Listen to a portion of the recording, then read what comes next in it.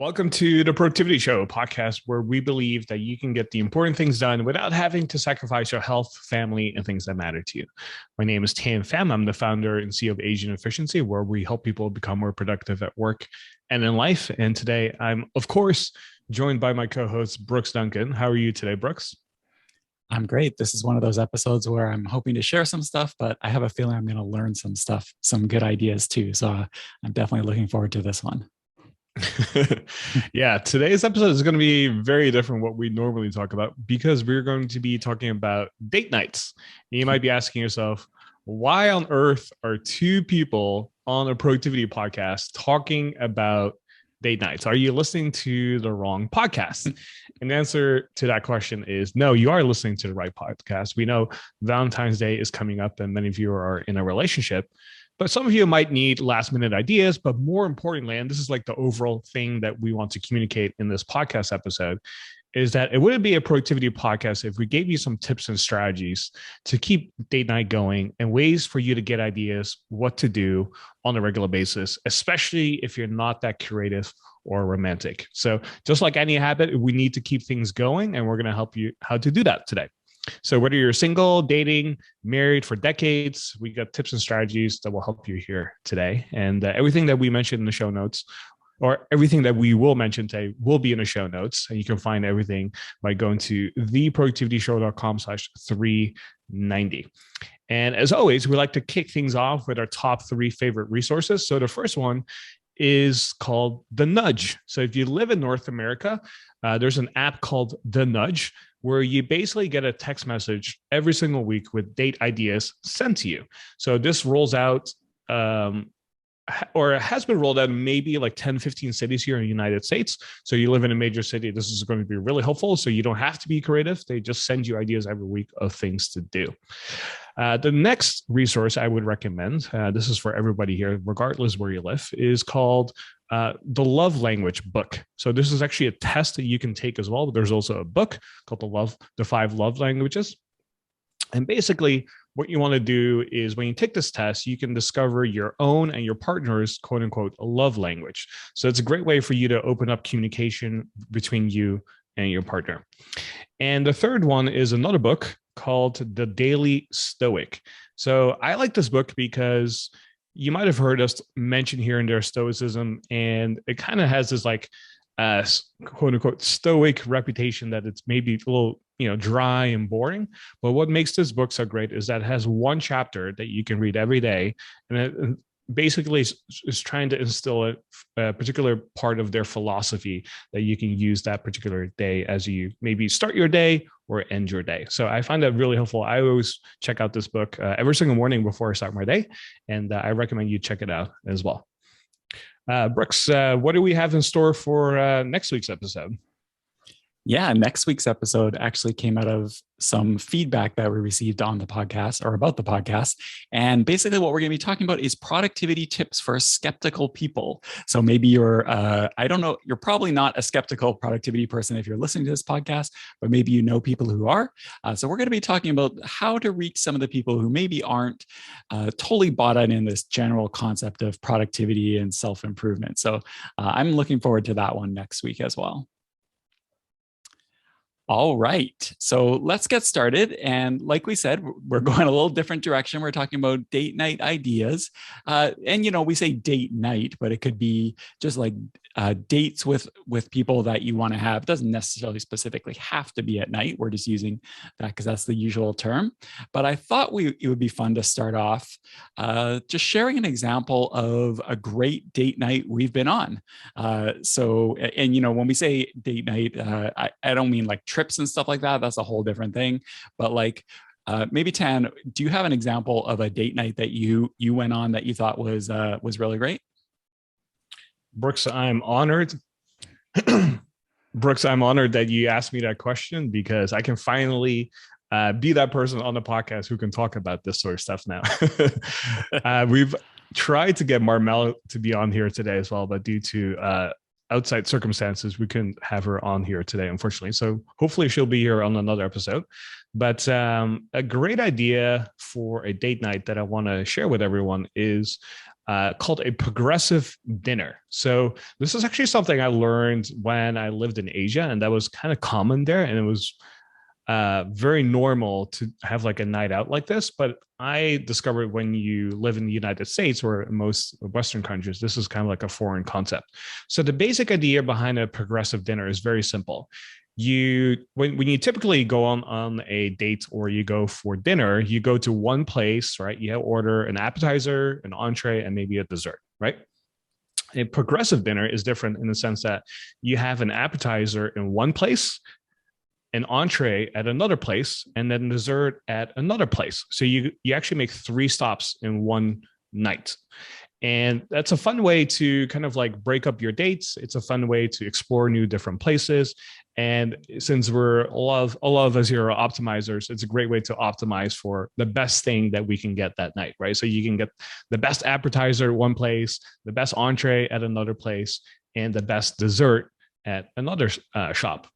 So I recommend doing something like this, especially if you live in an area where there's a lot of restaurants nearby, so you can kind of do it walking, because I have found that if you have to drive between the stops, it's not as fun as compared to when you can just walk between the restaurants. So you have to do some research on this. And this is what is, I think, going to be really appreciated by your partner, is that you will know ahead of time, like, hey, I need to make a reservation here, a reservation there, and a reservation there. And it looked all planned because, in fact, you do have to make a plan to really execute this.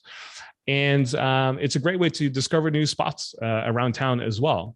Plus, you have to have some sort of plan in place to make this work, which I think the other people will always appreciate, and the other person will recognize as well. So it's kind of like a step up from just like a regular dinner date.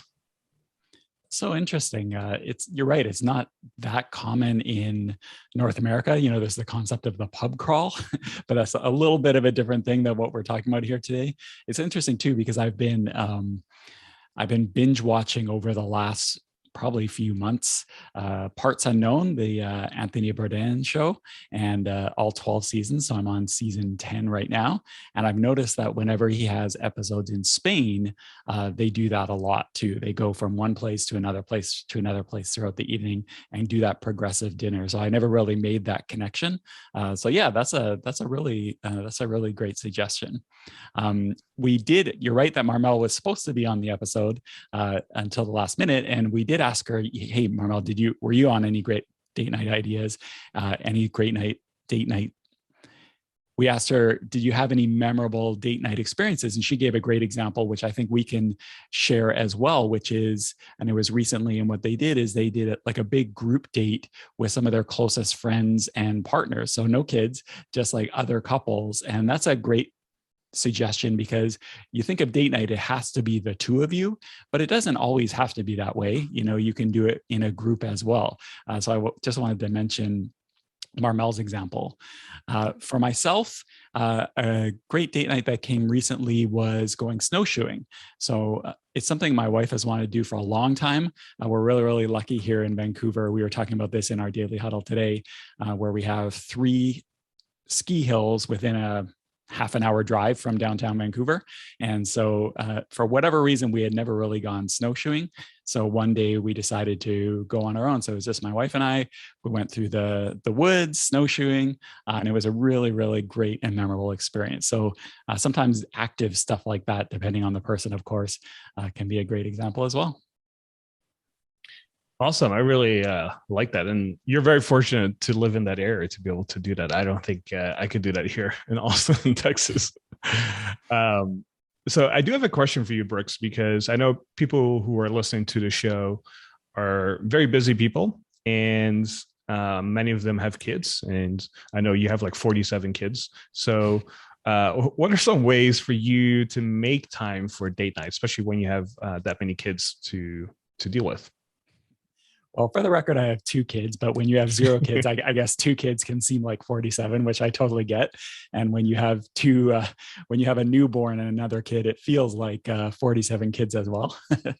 But yeah, that is a real thing, right? Like, it's, we talk about this on the podcast a lot. We all feel busy, and it's hard to find time to do things for work stuff and just find time to, do stuff around the house. So let alone something kind of, I don't know, want to say the word optional, but something voluntary like a date night. And especially when you have kids, you almost feel this sense, you can feel this sense of guilt of taking time for yourselves when you feel like, oh, we should be doing family stuff. So it can be very difficult for a lot of people to kind of say, no, we're just going to focus on ourselves. So the first thing I want to say to that is recognize that this is kind of like a cycle throughout the different opportunities, the years, the times that you are in a relationship. You're going to have different cycles of availability where you are able to do more and less. And this is especially true when you have kids. When you're younger, you might have a lot more time, or it might be the opposite, and you don't have as much time because you are both working super, super hard. And then later, maybe you have kids, maybe you don't. And then, later you have more or less time. So recognize it's a cycle and don't feel like you should be doing more than you can. We're going to be talking about date nights, but what we don't want to do is make people feel FOMO in a way, that fear of missing out, that they should be doing more than they're doing. So I don't want to give that feeling. So recognize this stuff is a cycle. For us, the proximity to and the ability to have family and friends help has been really, really huge. Like, we're very, very fortunate. We have 2 sets of grandparents in the city. My wife's parents live 5-minute drive away from us. My parents live 20 minutes drive away. And so we've always been able to have family help. And in fact, when my wife and I had kids, this is something we started doing pretty much right after my first son was born, is have Friday date nights. So my parents would always have the kids sleep over, essentially from birth until COVID started. And now my kids are a little old. So that kind of cycle has been broken of having Fridays to ourselves. So we're really, really lucky with that. But not everybody has that. For example, my brother lives in a different country on the other side of the continent. He lives in New York State. And so they have no grandparents around. So they have to rely on the kindness of friends. And it's a little bit more difficult. But if you have that ability to have help, that is a big help as well. But I think the main thing really when it comes to finding time for date night is similar to anything else with productivity, which is intention. Which is, you're not finding time for things, you're making time for things. And the easiest and most default thing to do is nothing. And it's very easy, especially if you've been in a relationship for a long time, like in 6 months, my wife and I will, hopefully, my wife and I will celebrate our 20-year wedding anniversary. Maybe I should do a follow-up episode in 6 months and see if that happens, but depending on how this episode goes. But we're about to celebrate our 20th year anniversary. So, it's very easy, if you're not intentionally doing things, to just even if you have the time, like, people think time is the hardest thing. And for some people it is, but other people, the hardest thing is actually intention, because it's very easy to just like spend the night watching, one person watches YouTube, one person watches Netflix or whatever. It's very easy to go that way. So, it's like any productivity issue, what you kind of prioritize, what you kind of make time for, what you kind of plan around is what happens. And if you don't do those things, it just doesn't happen. Yeah, I really appreciate you sharing that, especially since, you have 47 kids and have been married for almost 20 years now. So congratulations on that. That's a huge milestone. And I hope there's a big celebratory event for that, and hope that's possible for you. So I think one thing people might be asking as they're listening to this episode right now is to say, hey, this is all great, but how do you come up with ideas of things to do? Like, you have the ideas of like going for dinner and stuff, right? But like after a while, that gets kind of boring. You maybe even have the intention to say, hey, I want to do stuff, but you're not as creative about what should I do, and like maybe it gets a little routine. So some things that you might want to consider is, one, keep a running list of the things that you and your partner want to do. So this requires a little bit of listening skills, and some of us might be better at it than others. And I am definitely not a like great listener, I would say, but I'm really good at writing stuff down. So if I hear something and my partner says like, hey, we don't want to do this, or if she brings it up and mentions it multiple times throughout like a span of a week or two, then that's like a really subtle hint to say, hey, make sure we do this at some point, right? Especially if it's involuntarily dumped on you or sent to you in text messages or something like that. You're just like, okay, radar is going off. Got it. Right. So don't just store it on the list, but actually try to take action on it as well. So don't just put it on the list and maybe do it 2 years later. Like the sooner you can do it, the more impressive it will look, because it will actually look like you're listening. So create a running list. I have some really simple lists in Evernote that I have, and anytime I hear something or I think of something, I literally just update that list. So it could be just a simple bullet points and say, hey, we should go skiing here, or take a trip here, or we should check out this restaurant, or this is a dessert that this person really likes, and this is the appetizer that this person really likes. So then over time, you can kind of create that progressive dinner in a certain way, right? So create that list. So if you don't have one yet, start there. Another thing, this is kind of like a mental model that I use myself, is what I call the triple R. So repeat, refreshen, and recycle. So when it comes to date night ideas, a really simple version that I think everyone can do is going out for dinner, right? You go for burgers or something. Like my girlfriend really likes eating burgers, like that's her thing.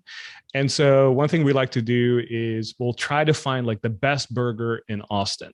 So we have like a list of like places that have like great reviews, and then we just literally cross off the list and hopefully find the best burger in town.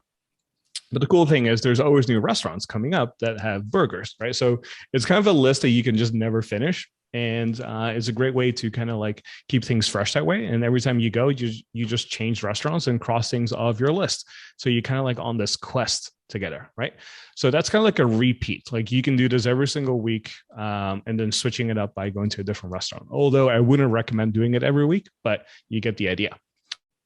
However, one thing you can do to kind of like refreshing it is just going for a different type of dining experience, right? So if the idea is like going for burgers at first, maybe a refresh version of that is to say, hey, let's go fine dining. So it's almost like the opposite of eating burgers, right?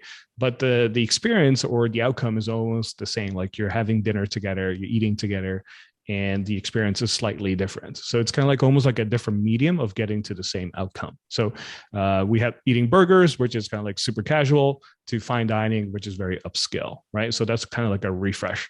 And then a recycle is kind of the idea of like, how can you almost like make it a 180 and still have almost like the same outcome. So instead of going for burger somewhere or going for fine dining, what if you go to a cooking class and then learn how to make the best burger?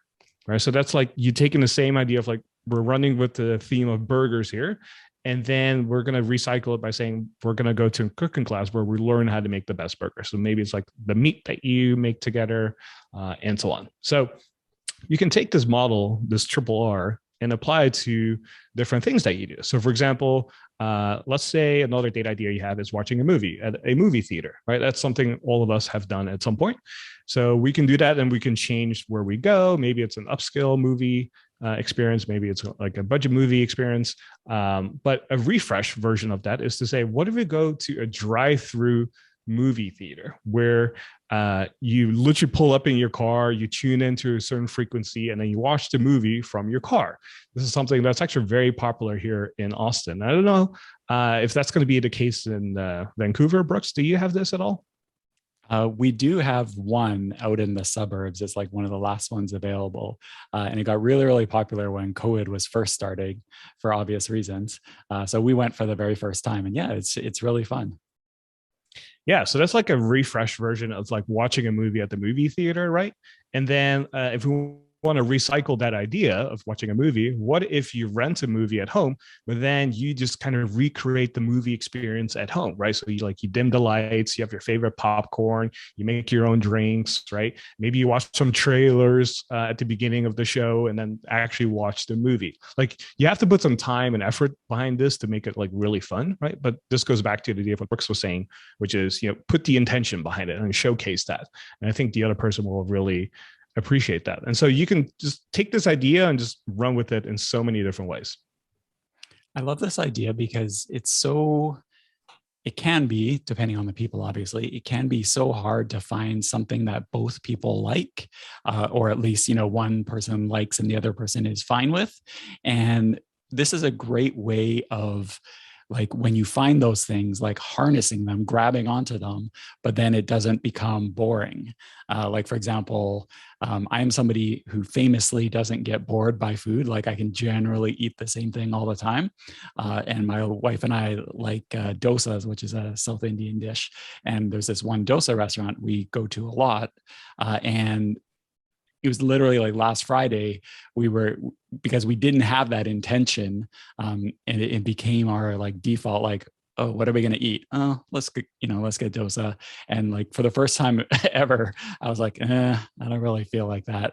And we have, gone to some different dosa places and stuff, that sort of thing. But doing it this way, the refresh, so like changing it up big and then recycling it, like going from the other way, maybe we could have done like a Indian cooking class or a South Asian cooking class, or whatever it is, to like really keep that going. That's such a great idea. I'm going to totally steal this idea.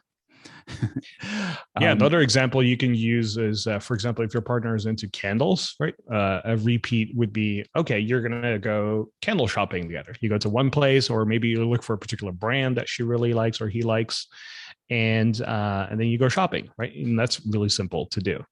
But then a refresh version of that is, what if you repurpose a lot of the candle jars that you might have bought and collected and turn it into an art piece? So maybe you make it like an art experience at home or something like that.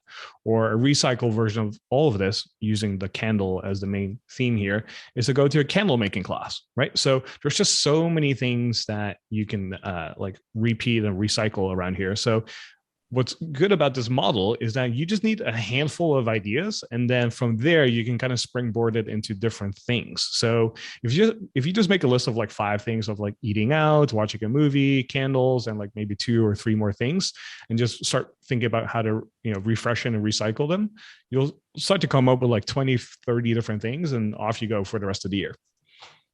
It's funny. The reason we wanted to do this episode, aside from the fact that it's almost Valentine's Day and we wanted to give people some tips, is to highlight that this stuff, really, you can apply these productivity concepts to all different types of your life. And so, for example, a couple of weeks ago, I wrote an article for the AE blog, and I'll link to it in the show notes, about turning ideas into results. And it's a whole thing if you can develop ideas, blah blah blah. But one of the things I talk about in there is that ideas are just, and I was definitely not talking about, date night ideas or anything like that. But one of the things I talked about is that ideas are literally everywhere. You just have to be attuned to them. And once you are like tuned, once your little radar's up, you'll see these things everywhere. It's just a matter of, like you said, capturing them down and then doing something with them. And this is definitely the case with these sorts of things. Your partner is going to say something, maybe some friends do something, maybe you read about something in an article or whatever. These ideas are everywhere. And once you start looking for them, I can guarantee you're going to have some awesome date night ideas just by having your radar up. All right, now, so let's just say you started implementing some of this stuff. You've come up with some initial ideas. You've got your radar up, catching ideas. But eventually, we're all only so creative, right? Your partner's only going to say a certain number of things. Do you have any other tips to kind of like keep this idea going and keep it fresh over time? Oh yeah, there's like a few things you can do very easily. So if you use social media, then whichever city you live in, there's always people who are kind of like the hip people in town, right? Or maybe the hip couple in town. So follow the local influencers and see what they do or what they post about. So this could be like new restaurants that are coming up, new activities that are happening. Maybe it's like a new bar. Maybe it's like a new activity that's only available for a certain amount of time. All these types of experiences are always like being promoted to the local influencers. And so it's a great way to kind of like aggregate it all in one place. So if you follow maybe like a couple, and they always do fun stuff, like just make a note of what they're doing and just copy that. Like they do all the heavy lifting essentially for you, and you just have to write down like what they're doing, what the location might be, right? And then eventually schedule it. So that's a really easy thing to do. If you're on Facebook, usually if you go to the events tab, they will show you all the things that are happening around town. So that's an easy way to find stuff to do as well, especially if you have to do something last minute and you're not sure what to do. That's an easy way to find something.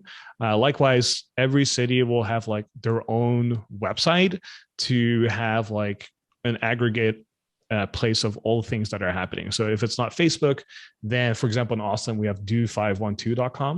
And it's basically a whole website dedicated to what's going on in Austin, Texas. So every single city has something like that. So it's worthwhile to kind of research like what are 2 or 3 in your city and just follow those, whether it's on social media or you just bookmark them and visit them on a regular basis to kind of see what's happening. And oftentimes you can sync up your calendar with them as well, so you kind of know what's on there. Although it can get a little crowded when you try to sync it up, so make sure it's on a separate calendar. Another thing you can do is like there's a lot of social clubs that you can join. So for example, in Austin, it's very popular to be part of like a dinner club where every month they go to a new restaurant and then they have the chef come out and kind of talk about the dishes and stuff. And that way it's a really easy entrance to kind of, one, explore new places, but also two, you don't have to do any of the planning or whatsoever. They do it all for you. You just have to show up at a specific date and time. So that's something to consider. So it could be like a dinner club, maybe like a members club somewhere. There's all sorts of social clubs that you want to explore. Yeah, I like your example of social media, especially, applying all of the kind of like guide rails that we talk about in other episodes of the podcast about like focusing your attention, maybe you only check at certain times, whatever, like assuming all of that safeguards you have in place for social media.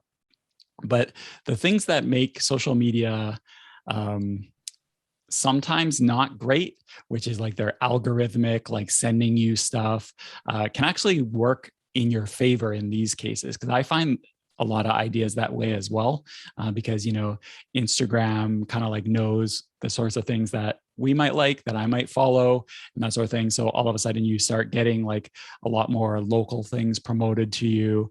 TikTok, actually, I don't use TikTok because I have found that it is just such a time disaster for me. I start looking at one thing and it takes, all of a sudden 20 minutes later, I'm still like swiping up. So I had to like get rid of it. But what it was really good for is, like my wife, for example, tends to like outdoorsy thing more. She doesn't really like going out for dinner and that sort of thing. That's not really her thing.